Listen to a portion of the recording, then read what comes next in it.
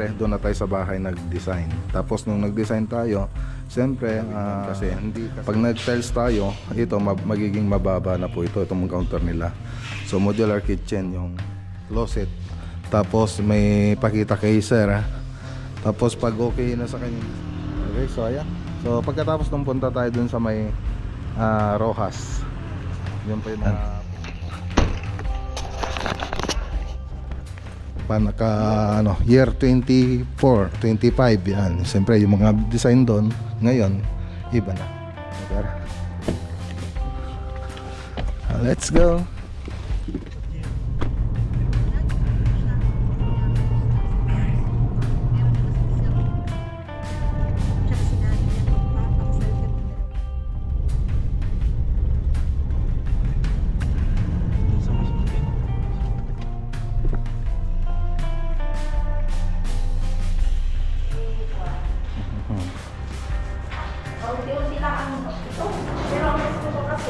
Kay madam nasa abroad. Si Jerome Matrosa.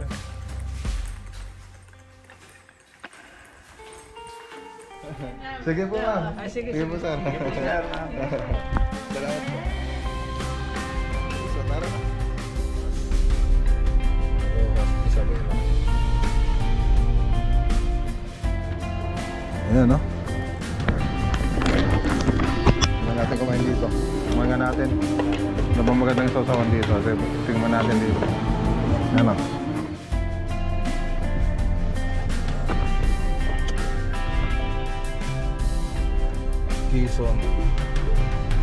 Quezon Isabela. Checkpoint daw.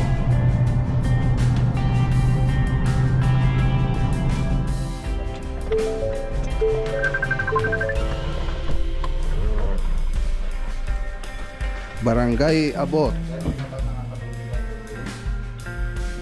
natin sa bahay. Tapos yung drawing, so nagbigay na kasi nung so, mga 11:43 na tayo ng gabi makakauwi mga boss. Kung hindi tayo sa ganyaman Tolbons.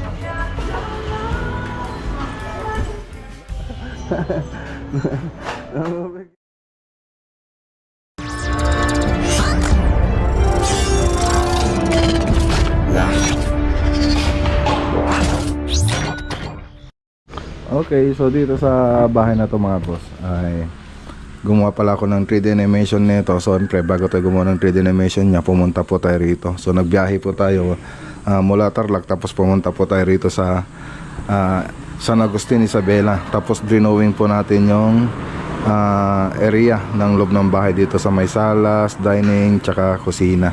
Yan po yung drawing natin ng actual. Tapos siyempre doon na tayo sa bahay nag-design. Tapos nung nag-design tayo, siyempre hindi kasi yung project natin dito ceiling lang. So kahit ceiling lang yung project natin dito na unang gagawin natin, ay drawing ko na rin po yung mga ibang interior na ito, gaya ng partition, yung TV console, tapos yung kitchen. Tapos makikita nyo dun sa 3D animation naka ano na rin siya, naka tiles na rin siya, tapos may mga ilaw na. So bago tayo pumasok sa loob, ayan, so i-play mo muna natin yung 3D animation niya.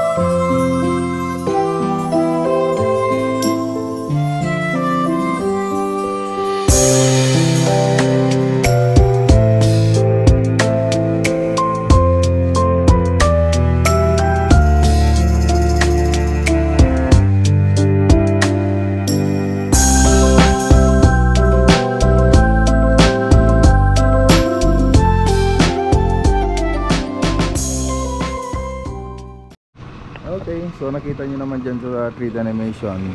So kompleto na. So may ceiling, may ilaw na yung mga ceiling, nakapintura na yung ceiling, pati mga wall nya nakapintura na rin. Tapos may tiles na, may TV console na, tapos may partition, tapos yung kitchen nila.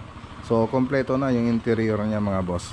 So ngayon puntahan po natin yung itsura niya ngayon para malaman nyo yung bawat part nito, kung ano po yung mga babaguhin natin, yung mga may dadagdag natin dito mga boss. So ditong banda, hindi pagpasok nyo, living room na po ito. So andito po yung TV console banda. Diyan po nakalagay yung TV console nila. Tapos dito yung living area, tapos may maliit tayong partition dyan. So tapos naka-cove design po ito, tapos may kanal po yun. Tapos yung model na na cornisa na gagamitin natin dito, yung modern na MLB. So lagi po na tayong nagkakabit nun. So ayun, abangan nyo na lang po na may kabit natin. Tapos dito ang banda, pagpunta mo rito, dito na po yung dining nila. So dining, tapos ayun, dito nga sa may ceiling naman niya. So halos pares lang sila ng design, pero dito naka aluminum profile yung ceiling niya. Tapos PVC rin yung nasa accent niya doon sa center ng ceiling natin, naka PVC siya dito. Pati dito sa living room naka PVC rin. Tapos dito sa may kitchen, makikita nyo doon sa 3D animation, gumawa po tayo ng bar counter ditong banda. So malulong pa naman, so pwede tayo maglagay ng bar counter. Tapos yung kitchen nila dito, so tatanggalin na rin po yan kung sakaling gagawin yon, kasi pag nag-tiles tayo, ito magiging mababa na po itong counter nila. So modular kitchen yung nilagay kong drawing dyan. Tapos kompleto na rin yon, may hanging cabinet na rin siya. Tapos dito sa may ceiling niya, may single drop dyan, tapos naka aluminum profile yung ilaw nun mga boss. So abangan nyo rin po yung mga boss. Tapos dito papunta dun sa mga kwarto, so gumawa rin tayo ng dito, lagay ng rep na cabinet, tapos yung pantry. So makikita nyo rin doon sa 3D animation yun. Tapos dito nag-drop tayo papunta doon sa mga hallway, papunta sa mga kwarto tsaka CR. Tapos yung mga ibang gagawin dito, katulad dito sa may kwarto, ay cove design po yung gagawin natin dito. So automatic na cove design na po yung mga gagawin natin, kasi yun po yung mga pinapurpose natin pag gumagawa po tayo ng ceiling. So cove design yung mga kwarto, tapos dun sa mga CR ay flat ceiling. Tapos dito sa may garahe, yung single drop na may groove yung gagawin natin dito. Yan, single drop na may groove. So ganun gagawin natin dito, pati dito sa may terrace. So hindi po tayo naglalagay ng cove design dito sa mga labas ng bahay, kasi pwede po siyang pugadan ng mga ibon. So tsaka syempre yung mga insekto pwedeng pumunta doon sa cove natin. Kaya mas prepare ko talaga pag sa labas, single drop lang po siya. So ayun, yun lang naman yung detalye na gagawin natin dito. So ang project natin una dito, ceiling, tapos ceiling paint, yan po yung gagawin natin. So abangan nyo na lang po yung susunod na part natin kada punta natin dito mga boss. Alright, so dito mga boss, so iabang na rin natin yung closet nila. So ang magandang parte ng closet nila dito, so ang mangyayari dyan, siyempre magsisiling tayo yung closet nila hanggang sa taas, para hindi sayang yung space, para yung ibang gamit talagang may lalagay dun sa space, kasi sayang yung taas niya kung wala tayong may lalagay. Kaya yung closet na i-design natin dito hanggang sa taas na. So magko-cove design tayo, closet tapos cove design. So medyo lilit na yung area na ito. So nakabang na kasi yung closet niya. So ganun pa yung mangyayari, yung cabinet niya mga boss. Tapos dito yung banda naman, dito naman yung cabinet niya. So ganun din, yung cabinet, tapos cove design, tapos cove design na po lahat yan. So lilit yung space dito kasi nakaabang na yung cabinet niya. So ganun din dito. Dito namang banda yung cabinet nila. Cabinet, tapos yun, cove design tayo. So lilit na rin yung space dito ng cove design. Alright, pero maganda yan pag natapos. Pero pag wala pang yung cabinet, siyempre hindi pang magandang tingnan kasi hindi pantay yung cove niya. Pero pag na kompleto na yan, maganda na. Tapos dito meron akong ginawang dito, sinabi ko na rin pala kanina, yung lagay ng rep tapos pantry. Ayan. So ganun yung interior niya mga boss. Tapos dito may cabinet din dito. Tapos dito. So ayan, nagagamit natin lahat ng space. So drawing na namin para ma-design namin yung ano. May design namin yung closet. Tapos may pakita kay sir. Tapos pag okay na sa kanyang design, saka namin estimate natin yan para doon natin ibabase. Kasi yung closet kasi, ang ginagawa namin dyan, kino-compute namin yung mga materials na gagamitin tsaka yung mga labor. So yun yung kino-compute namin. Tapos isinasubmit namin doon sa client natin. Kasi syempre kung depende doon sa ano yun, sa design na gagawin natin. So hindi kasi pare-pares yung presyo ng mga closet natin kasi yung iba sobrang dami ng ng drawer. Siyempre iba na yun kung gano'n na puro drawer, puro mechanism na yun kasi yung mechanism pa lang natin drawer mechanism nasa 1,000 na po yun or 500, meron yung 500. So pag nakailang galong ka na siyempre dadami yung babayaran mo. Tapos yung drawer na gagamitin natin, dadami yung board. So mga box yun. Kaya titignan natin. Tapos yung mga ibang accessories gaya ng lagayan ng hanger yan. So yun yung mga titignan natin para ma-estimate natin. Tapos depende rin po dun sa design kung meron pa silang ipapadagdag. So yan lang naman. Tapos mamaya pala pupunta tayo dito sa Purok 6 yata yun. May susukatin tayo dyan. So dito ang lang banda sa Rang Aiden, Isabela. Tapos pagkatapos niyan pupunta po tayo ng Rojas. Tapos meron pa po tayong isang pupuntahan na project. So site visit po tayo, ocular visit. Okay, so tara na.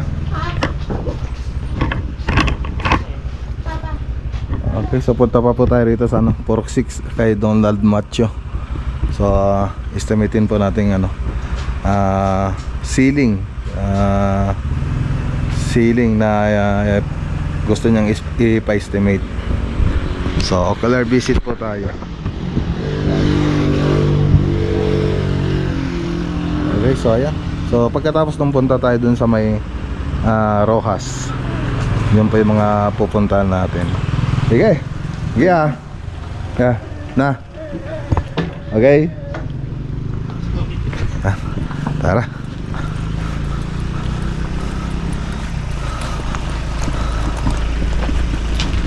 Ni Sir Donald Macho. Si kami aji agrocode ti balay na. Si kami aji agrocode ti balay na.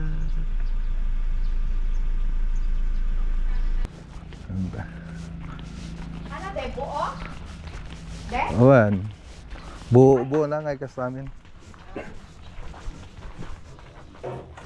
Ayun, design na pala. Ganito yung mga design ko noon Pasok na nga tatoy. Damo gamitin Sir, maditigas din na. Hanggang kisami pa lang sir. Kisami lang ti rukodon me. Ay. Awan. Sige. Pati nga tati garahe. Madi nga timag kanyayo. Tawagak mo. Sige.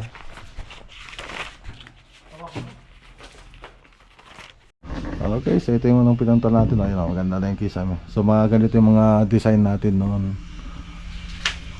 So ngayon, kasi modern na kasi ngayon, wala na pong mga ganyang design. Ala. So kung gusto niyo nang makakita ng mga parang ganitong design, makikita niyo po doon sa FB ko. So andun yung mga puro ganyan na design, sobrang arte. Kung makikita niyo yung arte na yan, mas marte pa yun yung nasa FB ko. So ngayon din ako nagdi-design ng mga ganyan kasi binabagay ko kasi sa panahon ng year 24, 25 yan. Siyempre yung mga design doon ngayon iba na. Tsaka kung ikukumpara mo noon. So ito, wala pang kisame. So ito lang yung estimate natin sa garahe, dirty kitchen, tapos ditong banda. Tapos dun sa kabila yung room 1 tsaka ito, room 2, tapos yung CR, yun na lang yung in-estimate natin dito, yung sunukat. Kasi yung iba may kisame na. Tara na. Let's go. Punta naman tayo doon sa Rojas. Rojas Isabela. Ayan, shoutout kay Sir Donald Matthew.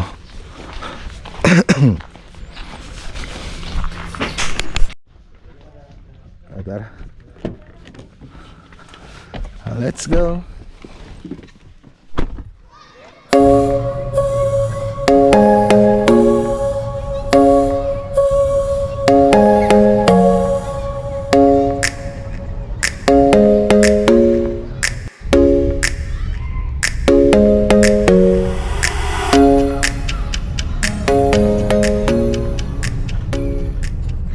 Okay, dito na tayo mga boss. Ayan, sundan na lang natin sila madam dito sa may Acacia. Ayan.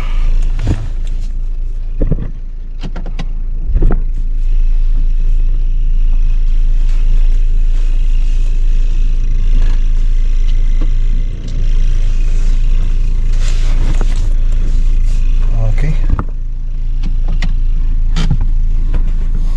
Ay, mukha ka. Ayan sila madam. Sila Ma'am Daisy. Kayo si Ma'am Daisy po? Ano sabi niya? Anak ko kasi, hindi kami kilala dito. Ah, Kung punta kayo, di na pang kayo di barangay hall. apo. Barangay hall, kwan. Unti-unti lang ang ito. Pero ang gusto ko kasi, Opo ma'am. kwan, itong ceiling ko dito sa baba. Opo ma'am. Kasi ng anak ko, medyo presentable naman. Opo ma'am. Kasi noon pa ako nag-chat-chat, wala ka namang bibigay na schedule ko. Okay, so ito, nidrawing na natin to mga boss. So magbibigay na rin po sila ng reservation, kaya drawing na po natin. Siyempre, hindi natin drawing ito pag walang binigay na reservation para sa dito sa drawing natin tsaka sa project. Okay, so ito yung bahay. Ayan, no? So dun sa taas meron na. So ito yung magiging salas nila. Salas. Tapos tignan natin kung anong pwedeng ilagay natin dito. Baka pwede ito yung maglagay ng TV dyan. Tapos dito yung dining. Tapos dun yung kusina. Ayan, pakita. Shout out kay Madam nasa abroad. Jerome Atros. Si Jerome Atros, sir. Shout out kay Sir Jerome tsaka kay Ma'am Rose Rosales. Rosario. Ay, Rosario pala. Ayan, sitting kitchen. Tapos may isang bedroom po rito. Jerome, Alright. yung pa, si Mark. Lagunilaw, yung lagi mo. Lagunilaw yan. Opo, Lagunilla. Lagunilla, yung sinasabi namin. Dito na sila. Ayan. Okay, so picturean muna natin para pag nag-drawing tayo, meron tayong titingnan. Pag titingnan ng actual. So ganun kasi ako, pag nag-drawing ako, titingnan ko rin picture o kay video na ito para ma-visualize ko ng mabuti kung ano po yung mga hindi ko na-drawing doon sa 3D. Okay, picturean natin tapos video. Okay, so tara na. Ayan na sila madam. Ay, magpakita sa camera ni Ma'am Daisy. Ayaw ko! Sige po ma'am. Ay, sige, po sir. Sige po, sir. Salamat po. Okay, so tara na. So punta naman tayo dun sa susunod na destinasyon. Made. Okay, Rojas Isabela. Okay, kain tayo. So di pa tayo kumakain, mag-alas 2 na. Dito muna tayo sa Teka nga. Hindi ko na pala ni-park, kaya pala ingay ng ingay. Ayan, no? Ayan natin kumain dito. Ayan, no? Sulit yung gutom. So Sulit yung gutom natin mga boss. Ano, tingnan mo na yung in-order ni Buddy Jess. So ako sa akin, kahit ano lang sa akin sana eh, kahit gulay lang.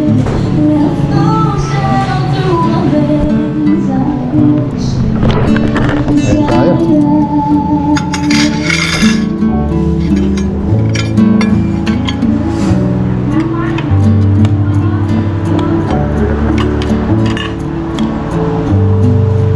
Uy. Ay ba tong ano nila? Sausawan. Tingnan natin. Ano pa magandang sausawan dito? Tingnan natin dito. Ano? Malutong. Ah. Ayan. Malutong.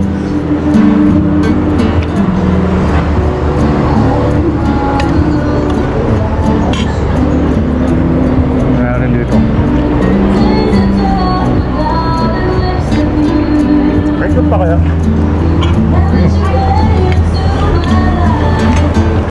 Okay, busog po tayo. Busog. Ay. So, 700 yung binayaran natin doon. Solid.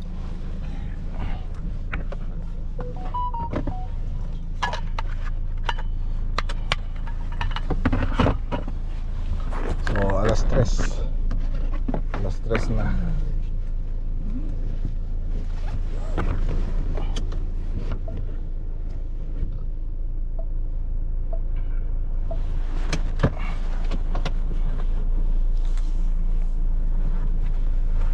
Let's go. So, na tayo dun sa last destination na Ocular. Abot Isabela, Quezon, Isabela. Okay, dito na tayo. Anong barangay na to? Barangay Abot eh. Abot Minano. Quezon, Isabela. Ayan. Okay, malayo-layo pa pala mga boss. So, dediretso pa po pala tayo. Tignan daw natin yung arko ng Abot sa may sa may checkpoint daw. Ayun, Parmar Villa Resort, Barangay Abot, Quezon, Isabela. Yan, dire-diretso lang daw to. Nagiging Mac Ranger, nagiging kalabaw.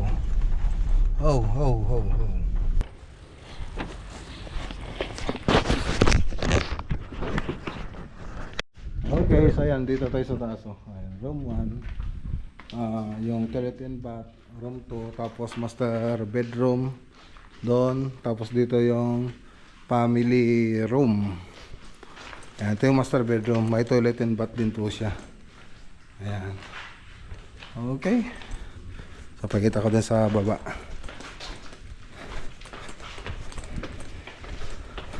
Barangay Abot.